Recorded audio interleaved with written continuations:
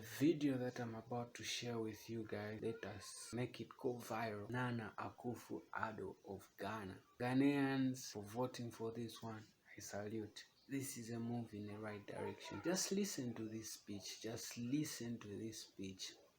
I have no words but to say, wow, these are the type of leaders that we need in Africa. These are the type of leaders that we need here in my country, Zambia. These are the leaders that we need all over the continent of Africa. I won't say much. Please let me hear your thoughts in the comment box.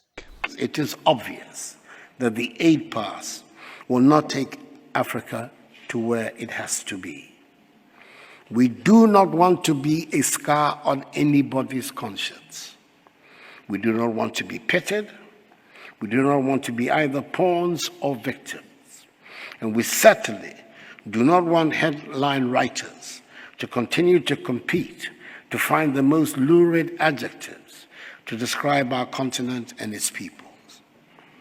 Africa no longer wants to be the deficit place to go to find the footage to illustrate famine stories. We no longer want to offer the justification for those who want to be rude and abusive about Africa and her peoples. It is time to build our economies that are not dependent on charity and handouts.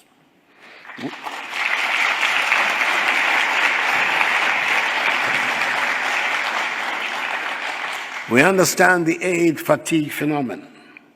We understand that donor populations want their governments to spend their aid budgets in their own countries.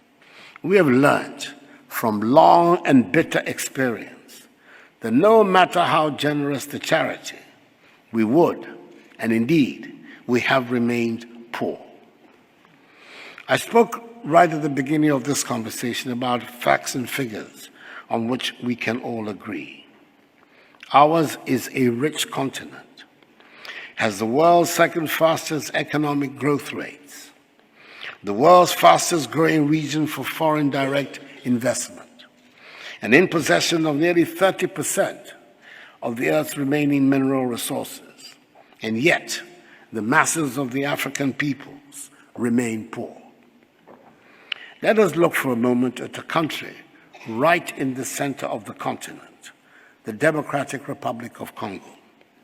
Can there be, and is there a richer and better endowed country on this planet than the DRC? Every precious mineral that humankind has been known to hanker after is in the DRC. Every mineral required to run the wheels of modern industry is in the DRC.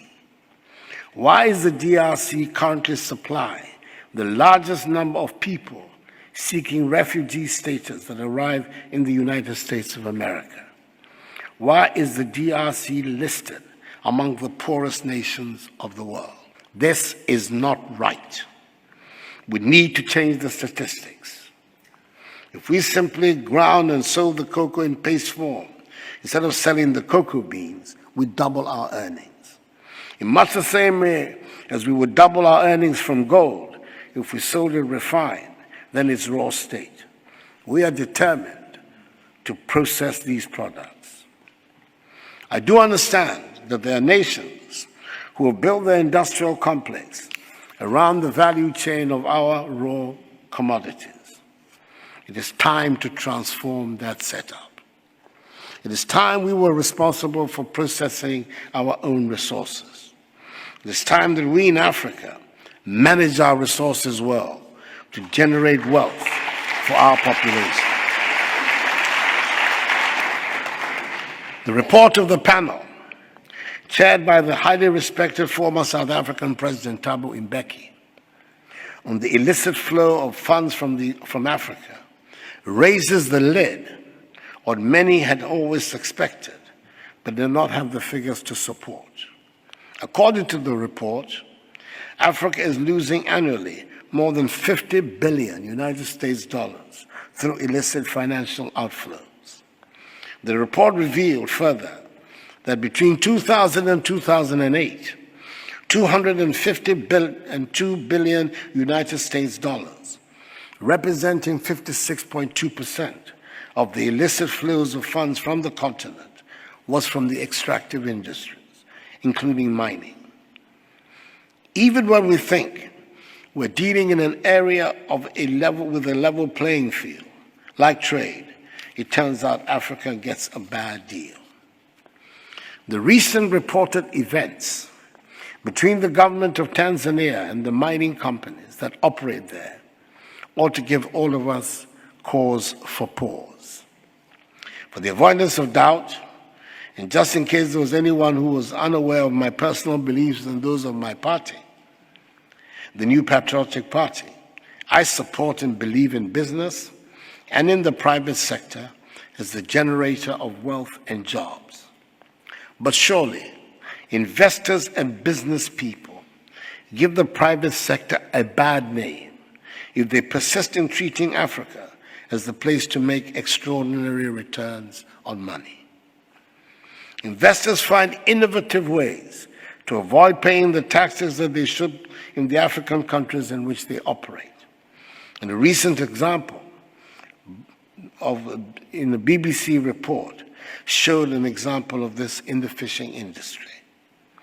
No one is going to sort out these matters for Africa except Africans themselves. We need to have our own bright and sharp lawyers to keep us abreast with the sharp and bright lawyers that our trade partners have. We need to have our own bright and sharp technologists to help keep us abreast with our competitors. With Africa's population set to reach some 2 billion people in 20 years' time, an African common market presents immense opportunities to bring prosperity to our continent with hard work, enterprise, innovation, and creativity. It is evident that the time for African integration should be now. Hence the importance of the success of the Continental Free Trade Area. A working common continental market has to be a very fundamental objective of all peoples and governments on the continent. Peace and stability on the continent are essential to the viability of the market, and we have to work to establish peace all over our great continent, a Pax Africana that has turned its back on terrorism, conflict, and instability.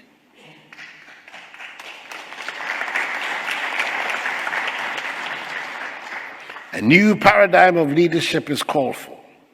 Leaders who are committed to governing their peoples according to the rule of law, respect for individual liberties and human rights, and the principles of democratic accountability. Leaders who are looking past commodities to position their countries in the global marketplace. Leaders who are determined to free their peoples from a mindset of dependence, aid, charity, and handouts. Leaders who are bent on mobilizing Africa's own immeasurable resources to resolve Africa's problems. Leaders who recognize the connectedness of their peoples and economies to those of their neighbors. This new generation of African leaders should help bring prosperity and dignity to our continent and its long-suffering peoples. We do want to, and we shall work to take Africa to where it deserves to be as a prosperous and dynamic member of the world community. We need to, and we shall move Africa beyond aid. Thank you very much for your attention, and may God bless Mother Africa.